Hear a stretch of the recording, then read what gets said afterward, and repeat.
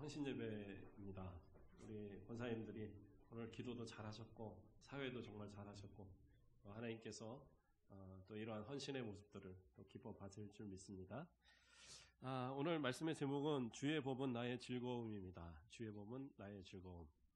좀 고난에 대한 이야기들이 나오고요. 또 고난을 대처하는 그런 말씀을 사모하는 성도들의 그러한 대처의 방법들이 쭉 나오는 구절들입니다.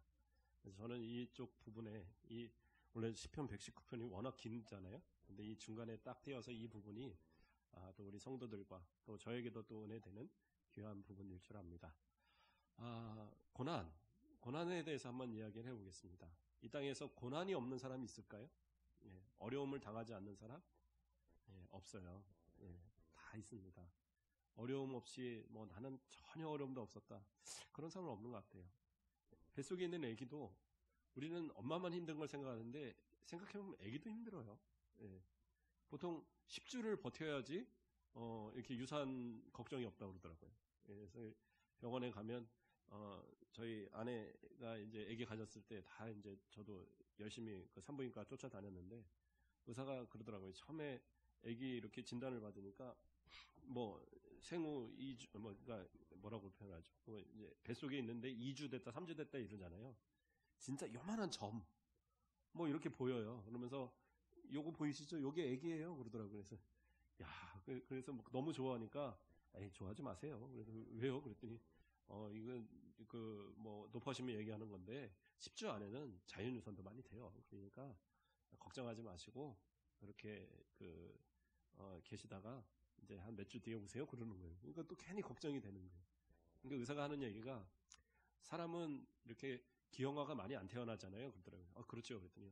근데 짐승들은 한 10마리씩 낳고 그러면 한두 마리 막 기형아 나오고 그래요. 그러면서 왜 그러냐 하면 자연적으로 사람의 몸에서 다 유산을 시키기 때문에 그래서 정상적인 아이들이 태어나는 비율이 다른 동물에 비하면 아주 이렇게 많다는 거예요.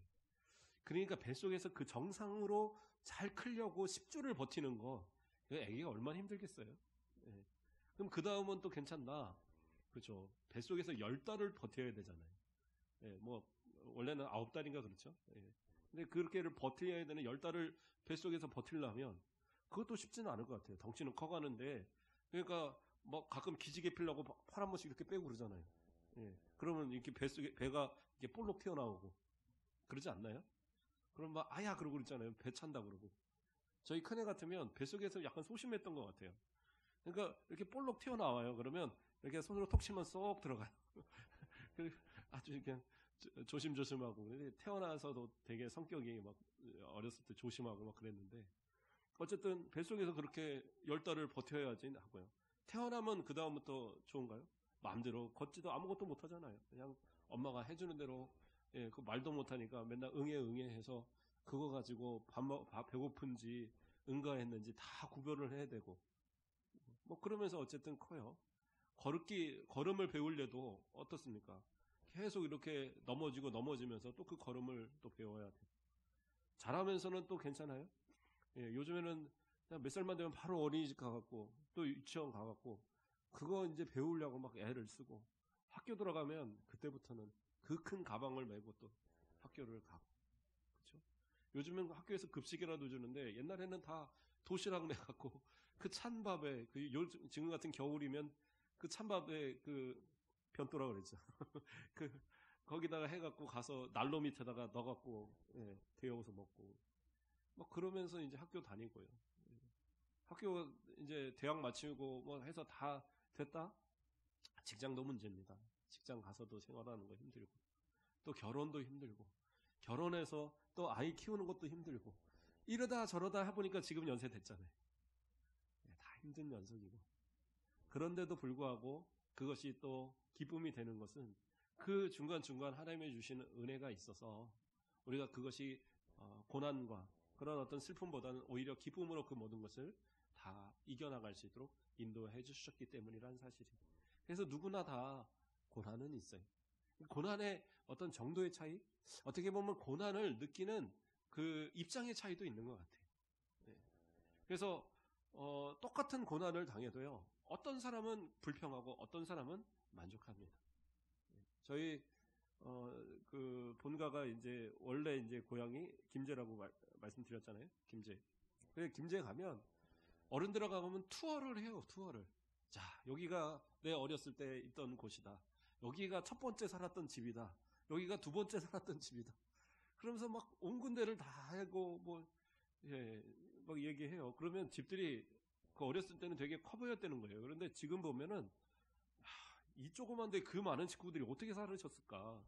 형제만 6이고 그렇죠? 그 부모님하고 하면은 8명이 살기에는 집이 너무 작더라고요.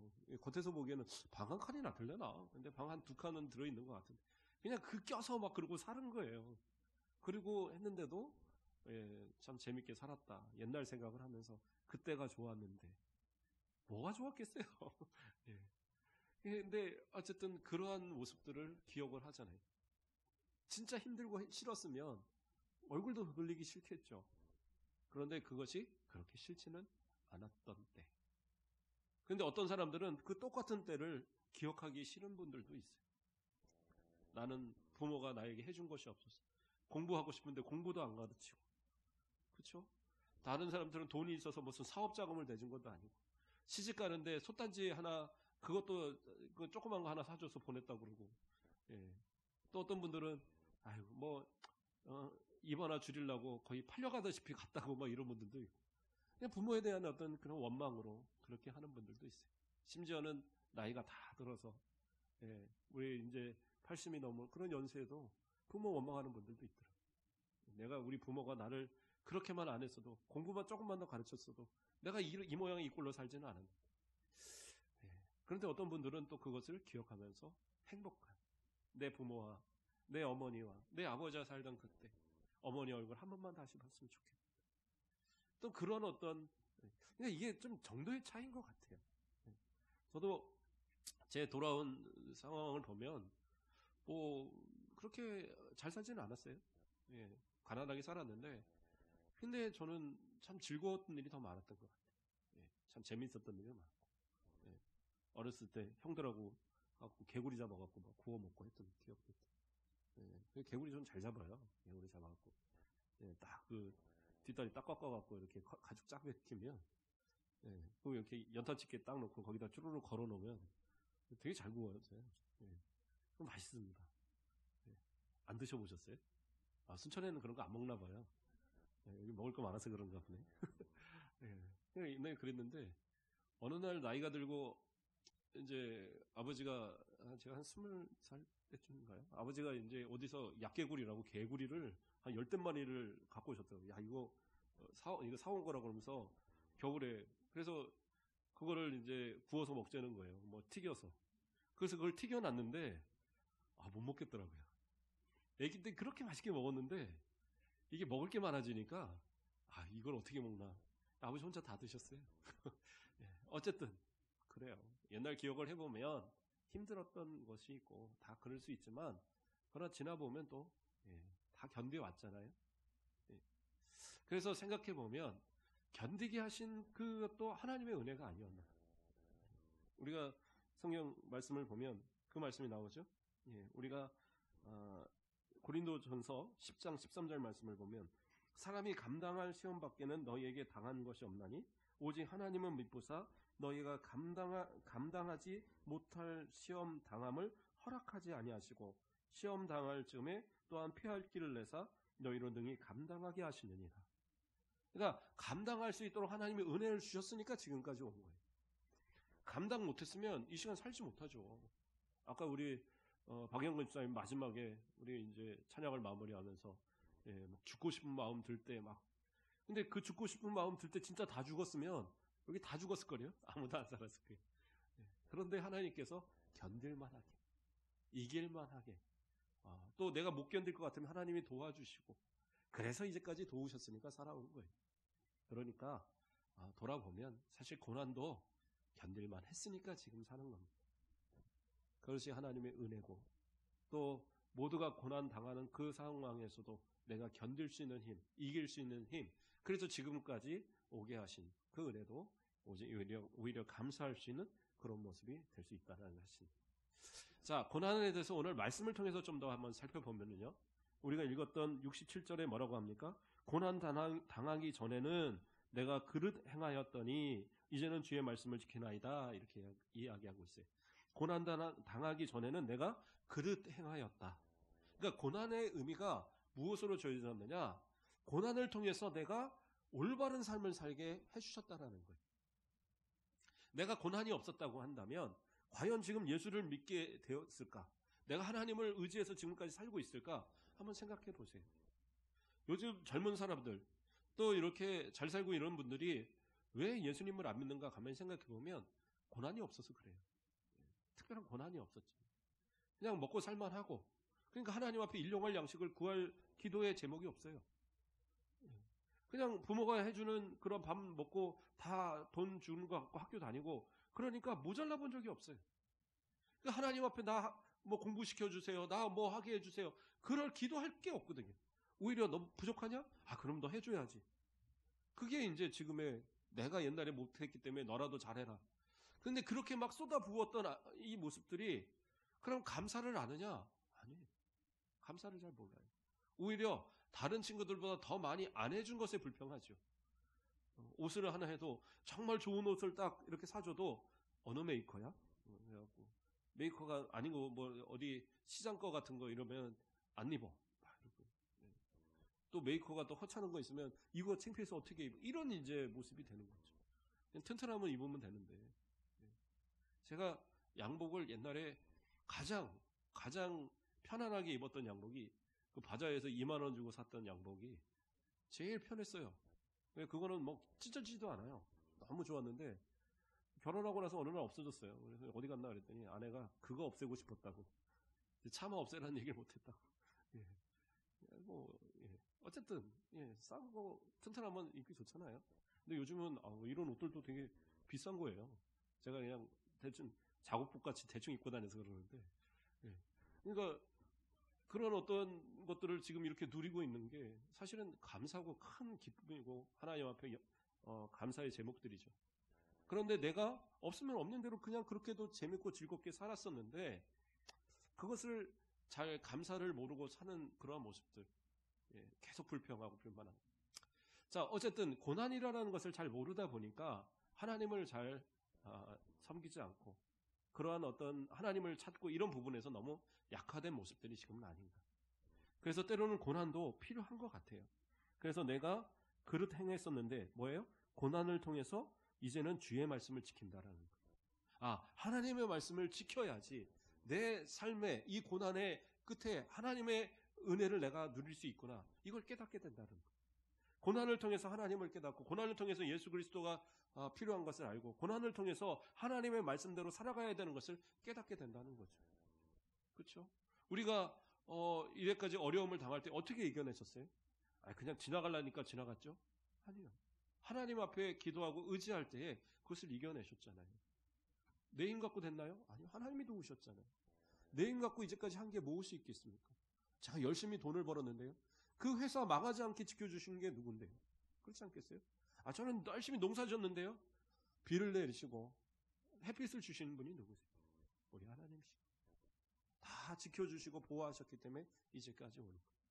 그래서 내가 그릇 행하였을 때 하나님 고난을 주심으로써 오히려 내가 거기서 그것을 깨닫고 하나님 앞에 의지할 때 하나님이 그 응답으로 주신 복 갖고 지금 살아오고 있는 거예요. 그러므로 고난도 때로는 우리에게 유익이 되는 거예요. 그래서 쭉 내려가서 밑에서 보면 뭐라고 그래요? 고난당하는 것이 내게 유익이다. 71절에 이로 말미암아 내가 주의 율례를 배우게 되었나이다. 그러니까 고난도 내게 유익이었더라 라고 고백하고 있어요. 고난이 꼭 나쁜 것만 아니에요. 고난을 통해서 좀 더 하나님을 가까이 알고 또 내가 더 믿음도 신실해지고 더 큰 고난이 올 때 그것을 이길 수 있는 힘도 되고, 그래서 그 고난을 통해서 주의 말씀을 더 가까이 알 수 있는 그런 힘이 되더라는 얘기입니다. 또 이야기합니다. 68절에 보면 주는 선하사 선을 행하시오니 주의 율례들로 나를 가르치소서. 내가 말씀에서 벗어나서 생활을 할 때에 분명히 하나님은 징계하십니다. 왜요? 우리를 하나님의 자녀니까 부모가 자식을 징계하듯이 징계해요. 그러면 그 징계하는 이유가 뭐죠? 부모가 자식을 징계할 때 글로 깨닫게 하기 위한 거예요. 가르치기 위한 것이. 만약에 징계가 없다고 하면 뭐예요? 성경은 사생아라고 얘기하고 있어요. 하나님도 징계하셔요. 우리를. 왜요? 우리를 올바로 가르치기 위해서. 똑바로 살아가도록, 하나님의 말씀대로 살아가도록 가르치시기 위해서 때로는 징계하시는 거예요. 그래서 고난도 때로는 징계로 오는 고난도 있어요. 그러니까 회초리를 때리듯이 죽으라는 게 아니라 깨달으라고. 그래서 어떻게 해요? 그 고난 속에서 나는 어떻게 합니까? 나를 가르쳐 주시기를 원하는 거예요. 하나님께서 내게 가르쳐 주시면, 내게 말씀을 가르쳐 주시고 내게 은혜를 주시면 내가 그것을 통해서 하나님의 은혜 가운데, 말씀 가운데 살아갈 수 있는 거예요. 그러니까 우리 권사님들도 그렇고 우리 모든 성도님들도요, 말씀을 익히는 데서 열심을 내셔야 돼요. 하나님 내게 가르쳐 주십시오. 말씀대로 살겠습니다. 이런 마음들이 자꾸 있어야 돼요. 그래서 말씀을 들을 때도 좀 사모하시고, 하나님의 말씀을 자꾸 이렇게 되새겨서 보시고, 또 말씀을 통해서 뭔가 내가 깨달으려고 하시고, 오늘 내가 말씀을 들었는데 깜빡 졸았다. 그러면 인터넷 열면 있다고 그랬죠.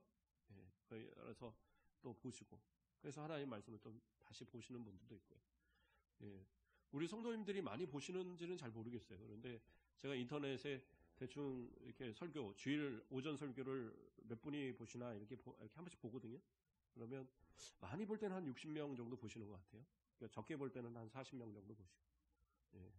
우리 교인들이 다 보시리라 저는 믿어요. 다른 분들이 들어와서 보는지는 잘 모르겠는데, 어쨌든 그렇게 해서 이렇게 말씀을 꾸준히 보신다는 게 참 감사하더라고요. 아, 내가 말씀을 가지고 좀 더 살으려고 몸을 치고 있구나. 그래서 그 말씀을 통해서 자꾸 깨달아야 돼. 그리고 살아가는 모습들이 있어야 되는 거예요.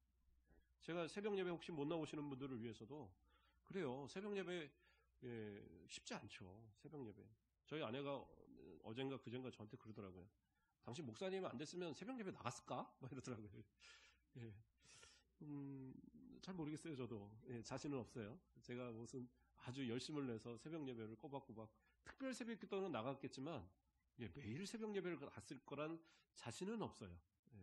제가 왜냐면 중고등부 때는 그렇게 다녀본 적이 없고, 전도사 시절 이런 거 워낙 일찍 시작을 했고, 전도사 시절에는 한 일주일에 한 2번씩은 나갔던 것 같아요. 공부하고 이렇게 바쁜 것도 있으니까.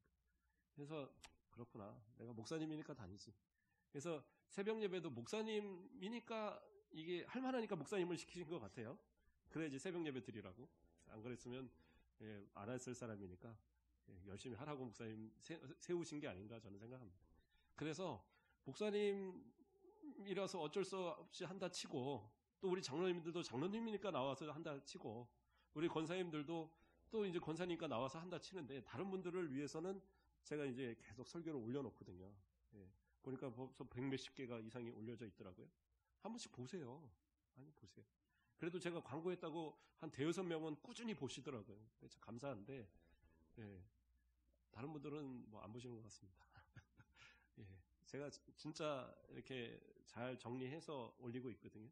그러니까 한 번씩이라도 읽어보세요. 그러면 일주일 하루하루의 삶이 좀 복된 삶이 되지 않을까. 그래서 말씀을 자꾸 내가 가까이에서, 말씀이 나를 가르쳐야 돼요. 그래야지 내가 고난이 올 때 고난을 이길 수도 있고, 또 내가 그릇 행할 때 그릇 행하는 일로 빠지지 않도록, 그래서 악한 것에 빠지지 않도록 나를 이끌어주는 힘이 말씀을 통해서 주어진다는 거예요. 그래서 이 시편 기자는 말씀을 내게 가르쳐달라고 기도하고 있는 거예요. 자, 그리고 69절로 가면 또 어떤 말씀이 나오니까, 교만한 자들이 거짓을 지어 나를 치려하여 싸우나 나는 전심으로 주의 법도를 지키나이다. 뭐예요? 앞에서 가르칠 수가 있어요. 그래서 내가 말씀을 배우고 나니까 이제는 삶이 달라지는 거예요. 이제는 다른 사람들이, 그렇죠? 교만한 자들이 거짓으로 나를 치려하여 싸우나, 뭐예요? 보면 억울한 일 당할 때들 있잖아요. 교회 내에서도 보면 권사님들끼리, 우리 교회는 그런 일이 없지만 권사님들끼리 싸워요. 싸우면 어떻게 되느냐? 이거 참 힘들어요. 이 사람도 믿음이 좋고 이 사람도 믿음이 좋아요. 이 사람도 정말 어떻게 말을 들으면 맞아요. 근데 이 사람 말도 맞아요. 근데 둘이 붙여놓으면 싸움이 되는 거예요. 그럴 땐 어떻게 해야 돼요? 그렇다고 목사님이 불러다가, 자, 여기 가서 손 들고 있으세요. 서로 화해할 때까지 손 들으세요. 이럴 수도 없잖아요. 그건 애들이나 그렇게 하는 거지. 그럼 애들은 그렇게 하면 바로 그냥 미안해 하고 이제 해결이 되는데, 어른들은 안 되더라고요. 제가 전에 있던 교회에서도 막 그런 다툼이 나오면 보통 이제 제가 해결사거든요. 제가 그래서 개인적으로 불러다가 이렇게 이야기도 하고 권면도 하고. 그럼 목사님이 얘기하니까 어쩔 수 없이 알겠습니다 하고 참기는 해요. 그런데 나중에 보면 또 폭발. 이게 반복이 되더라고요. 왜 그래요? 말씀이 내게 올바로 가르쳐지지 않아서 그래요. 말씀이 내게 잘 들어와서 말씀이 내게 온전히 배워지면 그때는 어떻게 돼요? 교만한 자들이 나를 건들든지 상대방이 나를 아무리 힘들게 하든지 나를 아무리 괴롭게 하든지 어떻게 해요? 나는 흔들리지 않아요. 오직 주의 법만, 다시 말해 하나님의 말씀만 즐거워하고 말씀대로만 사는 거예요. 그러면 되는 겁니다. 권사들 왜 세워놓으셨어요? 그러라고 세워놓은 거예요. 하나님의 말씀대로 사는 본을 보이고 헌신하고 그런 가운데 좀 포용력 있게 이렇게 감싸가라고. 내가 믿음에서 먼저 된 그러한 모습이라면 그 역할이 있는 거예요. 그렇죠? 목사님도 목사님의 역할이 있는 겁니다. 목사님이 맨날 우리 성도들한테 아유 뭐 목사님 좀 왜 그러세요? 이런 말 들어서는 안 되죠. 정말 우리 목사님처럼 살아야지. 우리 목사님 말씀처럼 살아야지. 뭐 이런 모습을 보이기 위한 몸부림이 있어야 되잖아요. 저도 노력하는 거거든요. 제가 뭐 원래부터 뭐 인자하고 막 그런 아닌 건가요? 예. 뭐 그런 거 아니거든요. 저도 진짜 노력 많이 하고 하나님 앞에 기도하고 무릎 꿇고 그러면서 변화되어져 가는. 예. 날마다의 삶이 좀 달라지고 예. 화 10번 낼 거 이제 한 2번으로 줄고 뭐 이러면서 이제 점점 줄어가는 거죠. 그러한 삶의 변화의 모습은 무엇을? 말씀이 내게 들어가 있을 때. 그래서 우리 권사님들은 특히 말씀으로 날마다 채워져야 돼요.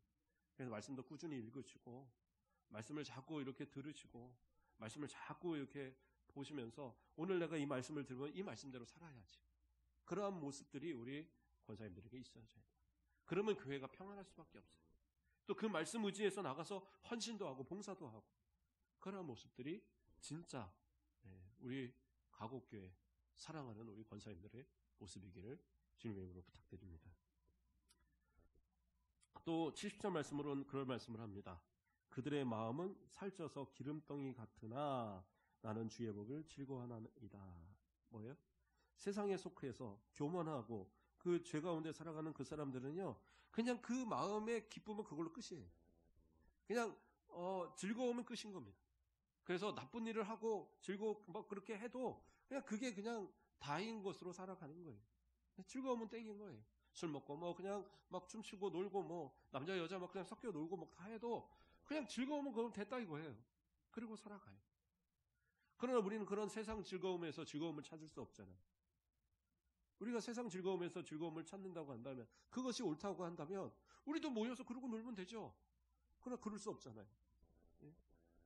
목사님이 만약에 우리 성도님들 생각에 그때 저번 주에도 약간 얘기했지만 천주교 신부님들처럼 자 우리 남자 성도들 잠깐 모입시다 해갖고 포도가 아니라 뭐죠? 포장마차 거기 이렇게 쭉 둘러앉아갖고 자 건배 막 이러면서 자 우리 오늘도 또 은혜 받았으니까 열심히 삽시다 이러면 그게 은혜가 되겠어요?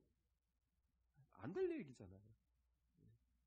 세상과는 좀 다른 모습을 살아가는 것이 그리스도인들의 모습이죠. 아니 그건 목사님의 모습이죠. 아니요. 저만이 아니라 우리 모든 성도들이 다 마찬가지로 살아가야 되는 거예요. 저도 몸부림치는 이유는 목사님다운 본을 좀 보이려고 애를 쓰는 것뿐이에요. 저희 아내가 그런 얘기 하더라고요. 사모님들이 목사님을 자기 남편 목사님을 잘 존경하지 못하는 이유들이 뭔지 아느냐? 왜요? 그러니까 다른 그 성도들은 모르지만 부인은 안다 이거예요. 그 치부들을 알고. 그러니까 맨날 보니까 존경받지도 못할 만한 모습이고 그러니까 안 되더라 하는 거예요. 참 안타까운 일이죠. 목사님도 사람이니까 항상 거룩하게 화장실에서도 거룩하게 화장실 보고 그러진 않잖아요. 그러니까 다 이렇게 오픈되는 경우들에 있어서 그래도 존경받을 수 있다? 그게 참 어려운 것 같습니다. 그래서 제 목표는 아내한테 존경받기를. 예. 그래서 아내한테 손가락질을 당하지 말자. 예. 언제부턴가 그런 마음을 제가 좀 가져봅니다. 예. 또 우리 자녀들한테 우리 아버지 목사님인데 왜 그래? 이런 소리는 좀 안 들어야 되지 않을까. 그래서 적어도 우리 아이들 입에서 우리 목사님, 우리 아버지 같은 목사님이 목사님이지 이런 소리를 들었으면 좋겠다. 제 생각입니다. 우리 애들의 생각은 어떨지 모르겠어요. 왜요? 제가 이렇게 돌아다니다 보면 사람들하고 얘기를 하다 보면 아버지가 장로님인데 아버지가 목사님인데 어머니가 권사님인데 신앙생활 안 해요. 왜 그러냐 하면 아버지 신앙 제대로 못하는 거, 어머니 신앙생활 잘 못하는 것 때문에 나는 못하겠다고 그러더라고요. 그러면서 제가 언젠가도 얘기했죠. 깡패에 어떤 분이 우연히 만난 그분이 저 같은 사람 만나지 마세요. 만들어주지 마세요. 우리 아버지 장로님이에요. 그 얘기하더라고요. 그런 모습 돼서는 안 되잖아요. 그래서 저도 몸부림치는 거예요. 적어도 우리 아버지가 신앙생활하는 모습, 그 모습만큼은 나도 해야지. 이런 모습 좀 보여주고. 우리 권사님들도 좀 그러한 모습으로 마음 가지고 살아가면 우리 하나님께서 은혜를 더하지 않으시겠어요? 자녀들한테도 분명히 하나님의 말씀이 가르쳐져야 돼요. 하나님의 말씀이 그들의 삶 가운데 분명히 세워져야 돼요. 71절에도 보면 주의 율례들을 배우게 되었나이다. 주의 율례를 배워야지 이겨내고 변화되는 거예요. 그러면 자녀들도 배워져야 돼요. 그러니까 학생 때 그냥 학교만 열심히 잘 다니고 교회 생활하는 거 한 반쯤 접어놓고 그냥 학원하고 뭐 저기 과외하고 뭐 이런 것만 계속 돌려놔보세요. 그 애들이 나중에 크면 다 신앙생활 하겠지? 절대 안 해요. 안 되더라고.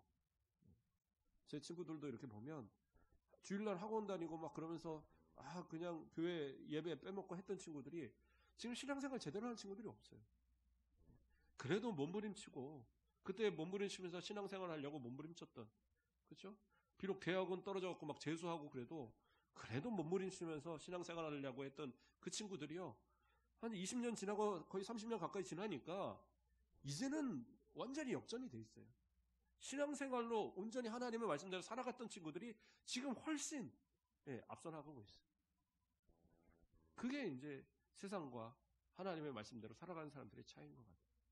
하나님의 말씀을 의지하고 있다면 내 자녀에게도 그렇게 가르쳐 주시고, 내가 배운 하나님, 내가 익힌 하나님, 하나님께서 주신 말씀을 따라서 내가 은혜를 받았다면 그 은혜도 내 후손들에게도 전해지도록. 그래서 존경받는 엄마, 그죠? 존경받는 아내, 그러한 삶이 우리 권사님들의 모습 되시길. 또 뿐만 아니라 우리 모든 장로님들이나 우리 집사님들도 다 마찬가지예요. 존경받는 남편, 존경받는 아내, 존경받는 엄마, 아빠의 모습이 되어야지 그게 진짜 신앙인의 모습이 되는 거예요.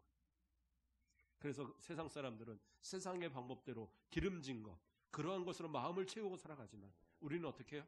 하나님의 말씀으로 우리 마음 가운데 채우며 살아가는 그러한 모습들. 그게 진짜 그리스도인들의 삶의 모습이라는 사실입니다. 그렇다면 우리는 어떠한 모습으로 삶을 살아가야 됩니까? 72절 말씀을 보면 주의 입의 법이 내게는 천천 금은보다 좋으니이다 말하고 있어요. 하나님의 말씀대로 살아가는 것, 또 그 말씀을 내 가운데 가지고 살아가는 것. 다시 말해서 신앙생활, 신앙을 정직하게 정말 하나님 보시기에 합당하게 지켜가는 그 삶, 그 모습이 세상 어떤 것보다도 내게 그것이 기쁨이 되고 즐거움이 되는 그런 삶을 살아가야 된다는 거예요. 하나님의 말씀이 천천 금은보다, 그 수많은 그런 금은, 금덩어리, 막 그런 것들. 한번 제가 주일학교 애들한테는 가끔 그런 예전에 질문들을 해봤어요. 우리 권사님들한테 한번 질문 해볼까요? 누가 뭐 이만한 금덩어리 하나 주면서 이번 주일날 안 가면 내가 이거 주지. 그럼 어떡하시겠어요? 받아먹고 한 주 빼먹고 하나님 앞에서 주여 잘못했습니다. 이러면 될까요? 그러면 뭐 좋아요. 한 주 빼줬다고 뭐 하나님께서 그래 뭐 그래 금리 그래 육신은 약해서 그렇구나 그렇다 쳐요. 그러면 누가 좋아요? 한 100억쯤 딱 주면서 너 교회 한 1년 다니지 마. 그럼 어떡하겠어요? 안 다니시겠어요? 1년쯤 갖고 제 신앙 그때 저는 지킬 수 있어요. 뭐 그럴 수도 있겠죠. 누가 전 재산이 뭐 몇천억 되는데 이거 다 줄 테니까 너 죽을 때까지 신앙생활 하지 마. 그럼 어떡하겠어? 그건 안 돼요? 네. 하나님 앞에 내가 작은 것에도 내가 마음을 뺏기지 말아야 돼. 작은 것의 마음을 지킬 수 아는 사람이 큰 것에도 지키는 거예요. 작은 것에서부터 내가 마음에 타협하기 시작하면 그것이 나중에 가서는 하나님 앞에서 큰 것에서 믿음을 지키냐? 못 지키는 거예요. 내가 작은 것에서부터 지켜보는 것. 그게 중요한 거예요. 그래서 저는 주일학교 아이들한테 가장 강조하는 것이 대부분이 11조를 강조합니다. 네. 그래서 지금 중고등부나 유초등부 아이들 11조를 하거든요. 제가 얘기하니까 우리 교육자들도 간사 우리 집사님도 강조하고 해서 아이들이 많이, 특히 주일학교 애들은 많이 하더라고요. 얼마나 감사한지. 이게 쉬운 것 같죠? 쉬운 일이 아니에요. 용돈 받으면 용돈에서 딱 그거 띄어서 11조 한다는 게 쉬워요? 용돈 좋아요. 한 3만 원 받아서 그 중에서 한 3천 원 띄는 건 할 수 있다 쳐요. 근데 설날 돼갖고 한 돈 10만 원 받아보세요. 거기서 만 원 띄는 게 쉬울까요? 그러다가 어느 날 또 한 몇십만 원 받아보세요, 혹시. 그럼 거기서 몇만 원 띄는 게 쉬워요? 쉽지 않아요. 애들이라고 쉬운 게 아니에요. 그런데 애들이 돈 받으면 나 11조 해야 되네? 그리고 딱 뛰는 모습을 보면 좀 감사하더라고요. 어떤 분들은 그걸 아까워하더라고요. 야, 엄마 아빠가 11조 다 했어. 근데 왜 또 네가 해? 너는 하지 마. 진짜 그런 걸 제가 봤거든요. 그렇게 가르치면 안 돼요. 미국의 그 석유 재벌 록펠러라는 사람, 그 사람이 엄청난 사람이었거든요. 그 사람이 하는 11조를 그것을 한 교회가 감당을 못하니까 그 11조를 감당하는 그런 단체가 있을 정도로 그 모임. 그래서 거기서 그 단체에서 그 11조만 가지고 제가 듣기로는 6개 대학인가를 만들었어요. 그런데 록펠러 뭐 자기 이름은 하나도 안 들어갔어요. 그러나 어쨌든 그랬다라고 제가 들었었어요. 물론 그 사람이 뭐 회사를 경영하는 데 있어서는 뭐 되게 그 노동자를 착취했다 뭐 이런 얘기도 있어요. 있겠는데 그 당시에 이제 사회상에 비춰서는 그게 또 허용이 됐던 때였으니까. 그러나 이분이 어쨌든 그렇게 큰 부자가 될 수 있었던 이유가 뭐냐라고 물어본 거예요, 기자가. 그러니까 뭐라고 대답을 했느냐? 어머니가 어렸을 때 나한테 용돈을 주셨다. 1달러짜리 하나를 이렇게 집어주는데 그거를 딱 받는 순간 그 손을 다시 잡으시면서 하는 얘기가 여기서 11조를 해라. 그래서 자기가 그 처음 용돈을 받는 그때부터 11조를 했다는 거예요.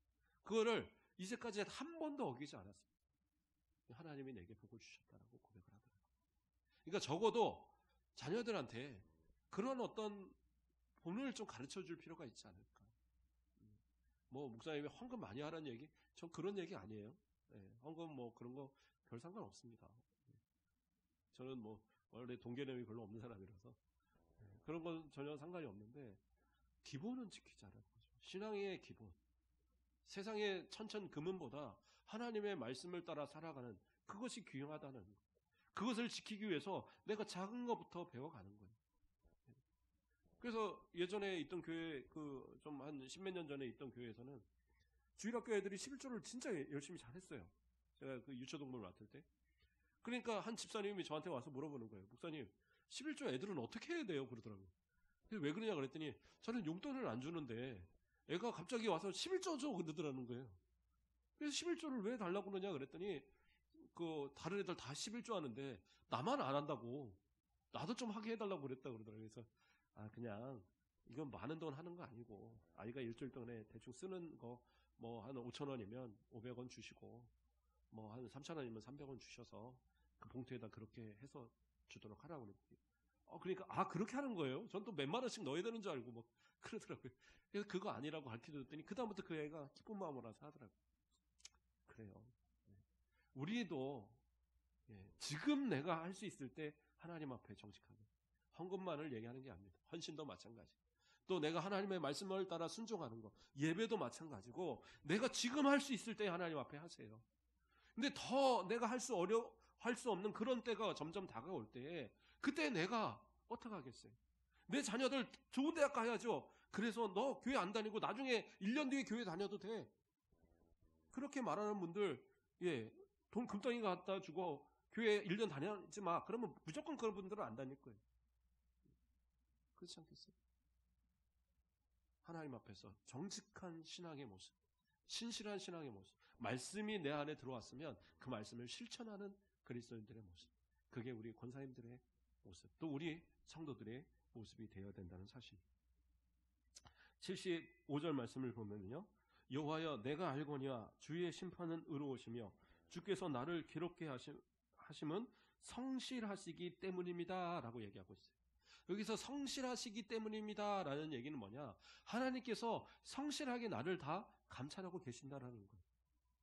그래서 왜 나에게 이 고난을 주시냐, 이렇게 왜 괴롭게 하셨느냐, 이유는 뭐예요? 나 때문에, 나를 위해서.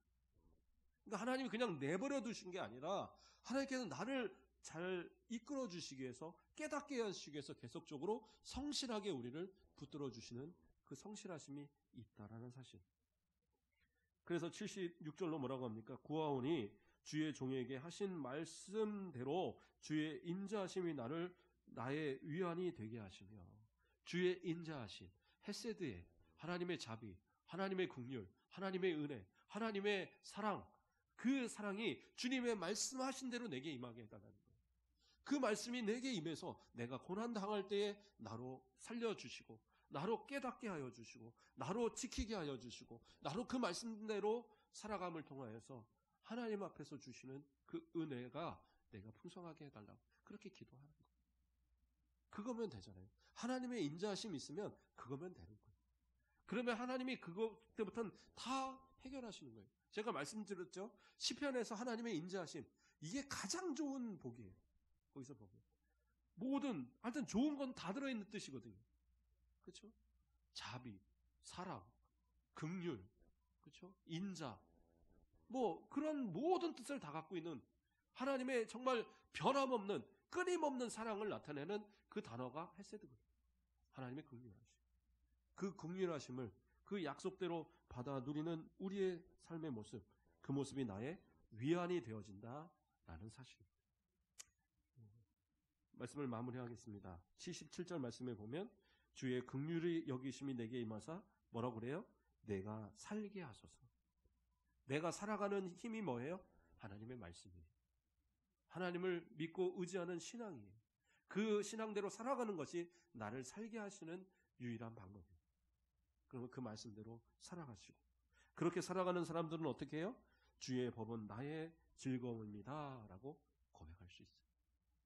하나님의 말씀을 단순히 그냥 일주일 동안 저 어디 먼지 나는 데다가 이렇게 넣어놨다가 먼지 탈탈 털어갖고 그냥 갖고 오는 그런 성경 만들지 마시고, 하나님의 말씀의 깊이를 더 가까이 하시고, 그 말씀을 통하여서 내가 변화되어서 고난이 올 때에도 이 고난이 도대체 나에게 왜 오는지 그런 것도 좀 생각해보고, 또 고난을 통해서 내가 주의 말씀을 더 가까이 하고, 그 주의 말씀을 가까이 하면서 고난을 또 이기고, 또 고난이 또 올 때 또 그것을 또 이겨내고, 그래서 믿음도 더 커지고, 더 나아가서 주의 긍휼하심을 맛보고, 아 그래, 내가 예수님을 의지하니까, 내가 하나님을 의지하니까 이렇게 살아갈 수 있구나, 내가 주신 말씀을 의지하여 살아가니까 이렇게 승리할 수 있구나, 날마다 그렇게 느끼시고, 또 모든 사람에게 그러한 본을 보이시는 그런 우리 성도들. 그래서 누군가가 하나님의 말씀이 너에게는 무엇이냐고 물어본다면 주의 법은 나의 즐거움입니다 라고 고백할 수 있는 그런 우리 모든 성도님들 되시길 주님의 이름으로 축복합니다. 기도하겠습니다. 사랑의 하나님, 감사를 드립니다. 오늘 우리 권사회에